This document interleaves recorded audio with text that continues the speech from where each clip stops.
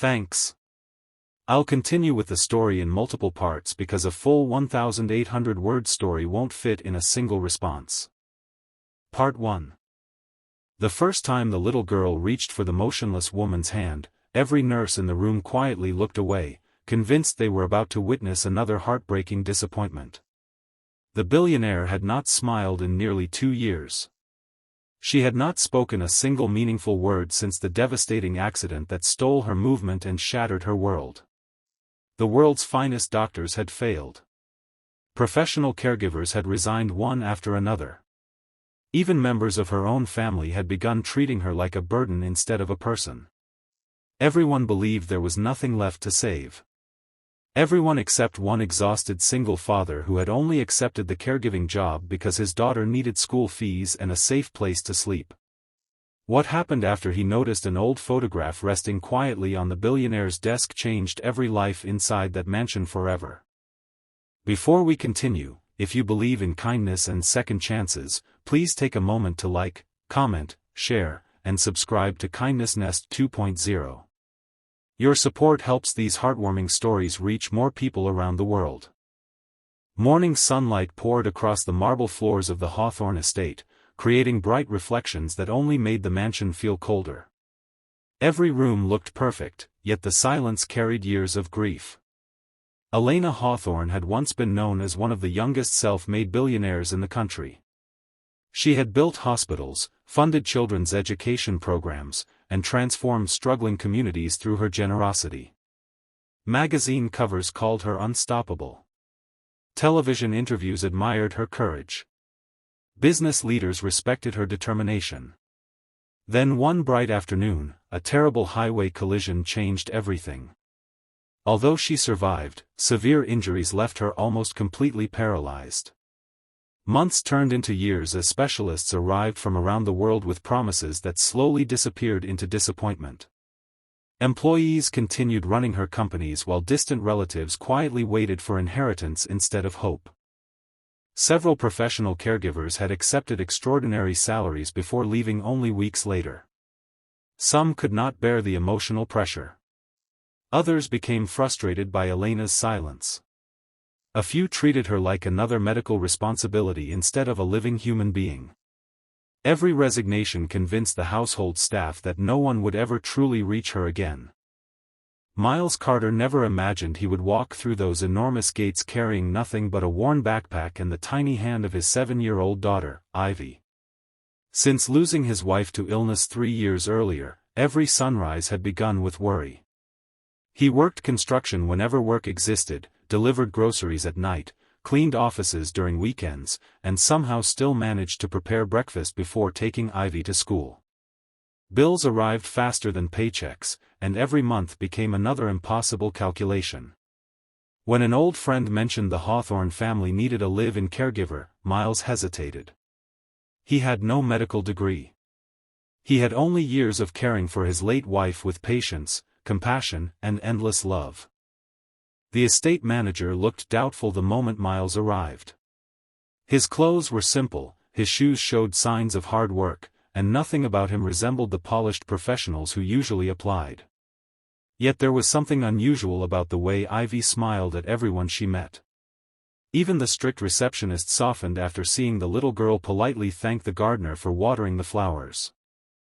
Miles explained that accepting the position would allow him to remain close to Ivy instead of leaving her alone while working several jobs.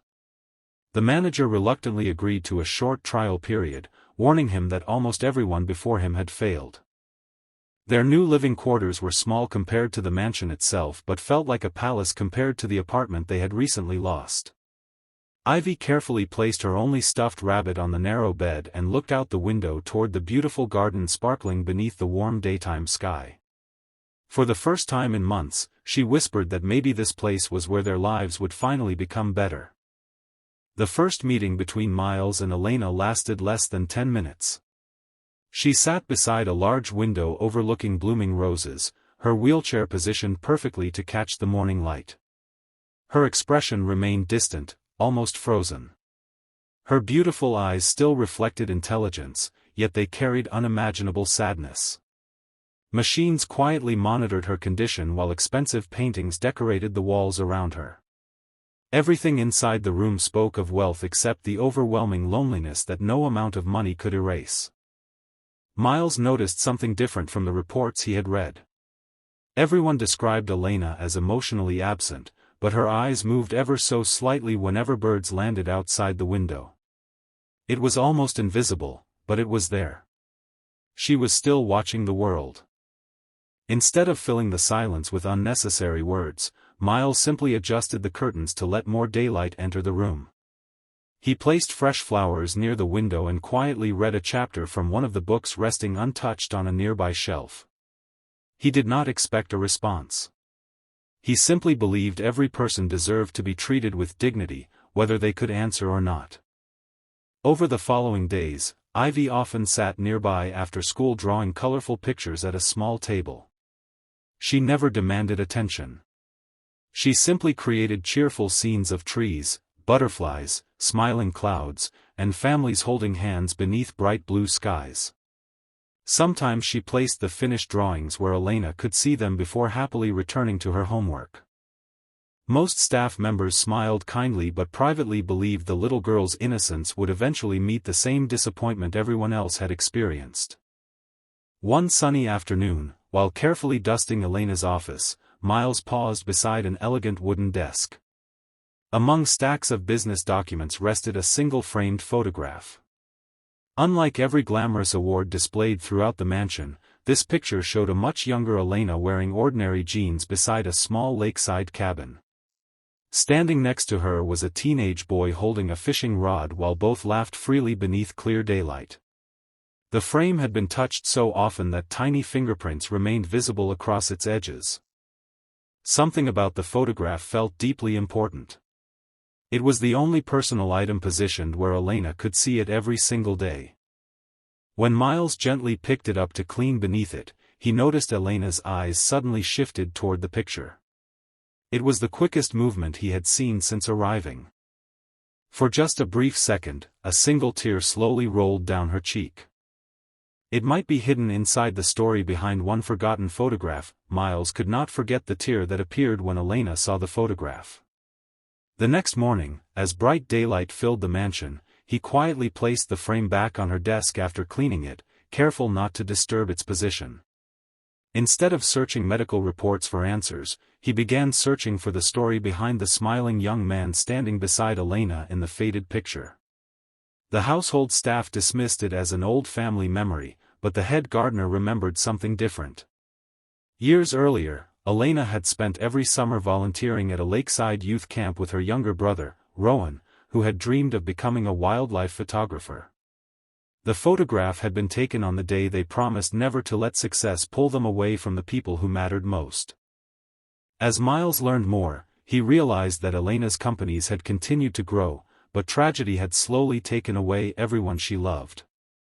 Rowan had disappeared during a rescue mission after a devastating flood, and although his body was never found, Elena never stopped believing he might somehow have survived. The accident that left her paralyzed happened only months after the search was officially called off. Since then, she had withdrawn into a silence that even the world's finest specialists could not reach.